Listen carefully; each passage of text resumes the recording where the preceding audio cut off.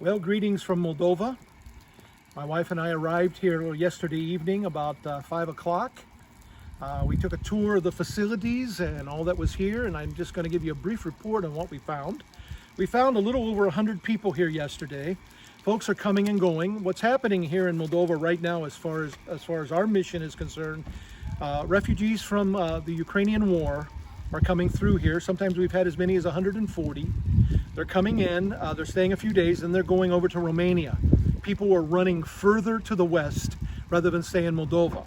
And there are refugees sent up centers over in Romania. So a lot of refugees moving through Moldova. So that you know what we're trying to do, we're trying to take care of these people here. We've had food donations, clothes donations, funds donated. Many of you have contributed to that, and I want to tell you how much I appreciate you contributing to the mission in order that we might take care of these refugees. One thing that's encouraged us a great deal here in Moldova is how much the Moldovan people have stepped up, the Moldovan church. In the old days, we used to give to the Moldovan church, but guess what the Moldovan church is doing today? The Moldovan church is giving to poor people coming in from the Ukraine. We have a lot of clothes that have been donated. All the clothes you're seeing in this video have been donated by the Moldovan church, and by them, even some of the non-believers have donated clothes. And a lot of the food stuff, particularly the non-perishables, have been donated by local firms and local companies, and some churches have bought food and brought to us. So we see the Moldovan church has grown up, and they're in a position now to help others, and we're very encouraged by that.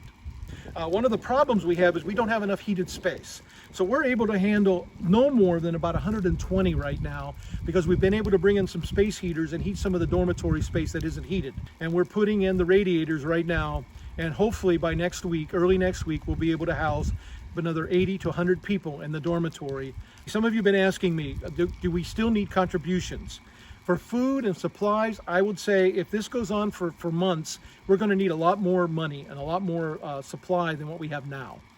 As far as the radiators, we've received donations at about $9,000, and we need about $12,000 to complete this project. And when I say $12,000, that's just the beginning. Of course, there's going to be more expenses on gas, and we're paying a lot of money for electricity right now to be able to run the space heaters. So if you have plans to help us with the dormitory project, the heating project, we're not only going to need another $3,000, but we're going to need probably quite a substantial amount of cash to heat those buildings. It's not cheap to do. And the electricity bill is going to be much higher than normal. So anything you can do to help us, please feel free. We know that God is in it, so please help us with that. Pray for us, contribute if you can, but we want you to pray for the peace of the world.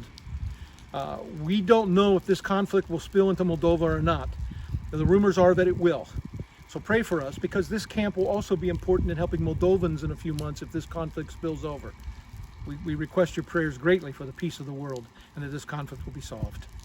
God bless, and we'll send another video in a few days. Bye-bye.